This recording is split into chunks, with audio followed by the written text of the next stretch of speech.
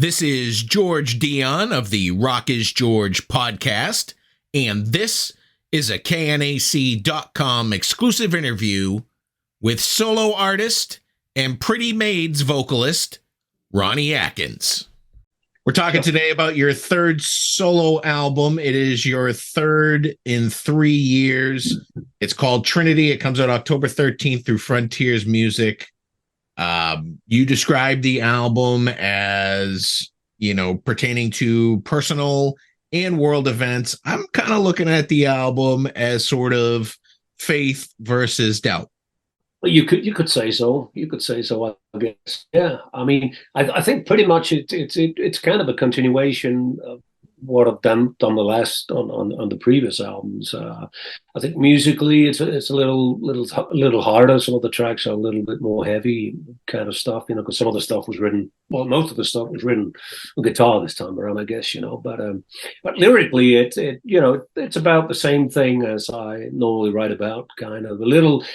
It's got something to do with what I've been going through the last 3-4 years. Absolutely, because it's more personal in that way. But, I always try to bring some sort of, kind of positive twist into it, some optimistic kind of thing, And, besides that, I'm writing about things that goes on in the world. It's always been I'm a news freak, So, writing about some stuff that, can relate to the ordinary human being, ordinary Homo sapien, as you and me, I guess, that people can relate to, kind of.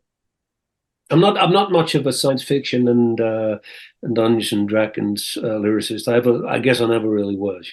I wrote about issues like the environment, the climate crisis, stuff for years. I think I wrote the first song about the hole in the ozone layer like 40 years ago, something like that. And here we are, and we didn't learn anything.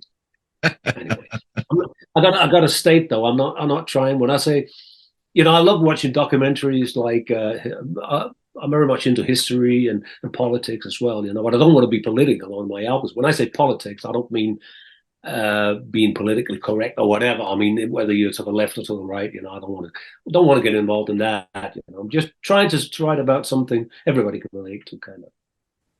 And I think we can all relate to that war sucks, for instance. And your co-writer is Chris Laney. He's also your guitar player and producer. You guys kind of first hooked up when he joined Pretty Maids. So obviously you guys have this chemistry that has created these 3 solo albums over the course of 3 years. Well, Chris has been co-writing a few songs on the first 2 albums, but basically I write the songs myself, also create the riffs, But of course he put his little thing into it, and particularly arrangement-wise and stuff like that. So it works exactly the same way. And he's a great guy, man. He's a fire soul, and he's very enthusiastic, and has been a very, very good friend of me. He was the one who kicked my ass and said, "Send your ideas up to me," like 3 years ago, and I'll sort it out. I'll look at it and send an arrangement back to you. And that's the why we kind of ping pong through the whole process. How do you think about that? Sometimes I'll send something to him with a specific song with where I have some kind of image of how the song should sound like. And he listened with a different set of ears, and he sent it back to me. And sometimes I don't particularly agree, but most of the times I agree. I say, yeah, this is great. I mean, so, musically we're on the same page. So it's a great collaboration, absolutely. Let's talk about a couple of the songs that you've released ahead of the album. Let's talk about the song Trinity and kind of what inspired the lyrics to that. First of all, I got to say, I hate fucking explaining lyrics because, you're in the zone when you write them, and it all makes perfect sense to you. But it has some kind of a religious touch as well. I guess I've got always been kind of, I was born and raised in the belief of Christianity, and I was always been Christian. I always believed in something better, something good to watch over us. I'm not saying God is a man with a long, white, gray beard, but it's something I seek comfort in, and that's actually what the song is all about, and then the title Trinity also has something to do with, we needed a good title for the album, and since it was the third album, we thought that Trinity might come in handy, so it's also a little game of words, really. Since you don't like getting into the lyrics and interpreting them for the listener, we'll shift gears and we'll go to the music videos that you've created for your two singles, Trinity and If You Can Dream It. I know music videos were big in the 80s. It was kind of the way to get your stuff out there, and somehow it's all come back again. Is making a music video something you like to do? That's something I absolutely despise to do. I mean, I fucking hate videos and I hate photo shoots. No doubt about that. And the thing is, these days, the only thing you can use a video for is on YouTube. You know, back in the day, and I'm also we're talking really low budget stuff. Is you got to find a guy that really want to do it. You know, and this was actually a plan B because there was another guy who was actually supposed to do it, but there was some miscommunication going on. So we ended up with this guy who also did a couple for the Pretty Mates albums, last album with Pretty Mates. And I think he did a good job, absolutely. But to say that I like shooting videos, that would be an overstatement, absolutely.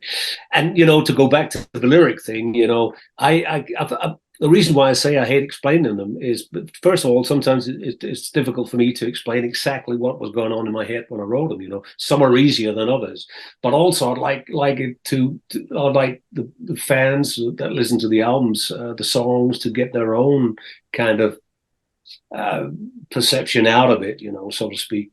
Because for me, it's pretty obvious what the lyrics are about, more or less. You know, of course, there are some songs you wouldn't know. If you take a song like Soul Divine, for instance, one of the songs on the album, that's actually a lullaby and a tribute to my first and so far only granddaughter, because that was written straight after she came to life and brought enormous joy into my world the last year. So how would people know? That could also be about a woman or something like that, right?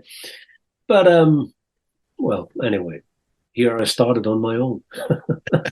Explaining lyrics. It's like Barry Manilow's Mandy. He got sick of people asking him what it was about and who it was about, and he finally said, "It's about my dog." Yeah, you're right. That's cool, man. Well, that's great. I never thought about that, I gotta say. I never thought about it. I know the song very much, well. I know it very well. Well, the original song's about an alcoholic. It was called Brandy, so that was kind of interesting to find out too. Right on. Yeah. Do you have a third song coming out when the album release? Yeah, we were like kind of talking about what the second single should be in the and it was between Paper Tiger and If You Can Dream It, You Can Do It, which apparently won because I think my foot always starts moving when I listen to If You Can Dream It, You Can Do It. You know, it's got a positive message, and it's just, it could have been a Bryan Adams song or something like that. You know, but Paper Tiger was the other option. So Paper Tiger will not come as a video, but it'll come when the album comes out. That'll be the lead kind of single, you know, put up for the radios, and it very 80s stuff. A good example, actually, we're talking about Chris Laney, because when I did this song, that song was actually written on the piano, kind of. And I don't know where I really wanted to go with that song. It could go whatever direction. It could have ended up like a ballad, indeed. But he came back with this arrangement, and I said, wow, this is so much Kiss. It could have been on Animalize or Asylum or something from the mid-'80s with Kiss, you know. And he's a big Kiss fan, and so am I. So it was just like, yeah, that's cool. Let's go with this. And I like it because it's super catchy, you know. It's got a great hook line, I think. So that'll go with the release of the album. You mentioned If You Can Dream It, which very inspirational song, much like Make It Count from your last album. And certainly I think people need inspirational songs in a time where, you know, you turn on the news and everything's negative. Well, everything is absolutely negative. As I said, I'm a news freak, you know. I mean, and I'm so curious what's going on in the world, and particularly down in Ukraine and stuff like that.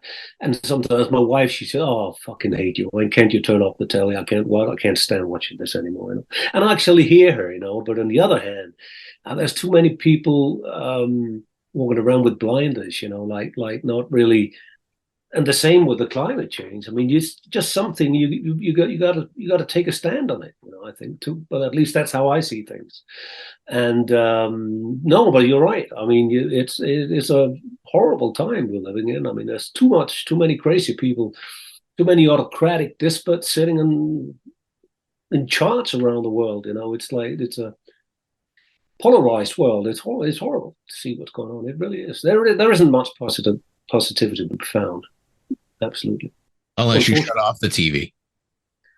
Yeah, but then again, you can't run. Then you look out and you see the sun is shining on New Year's Eve. Then you know there's something wrong, right? I mean, and we got snowstorms in July. I mean, what the fuck? I mean, it's pretty obvious that there's something totally, completely wrong here.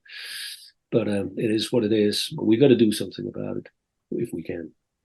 You're heading out on tour in November through Sweden, Denmark, and Germany. Is your live band the same as the band that appears in the album?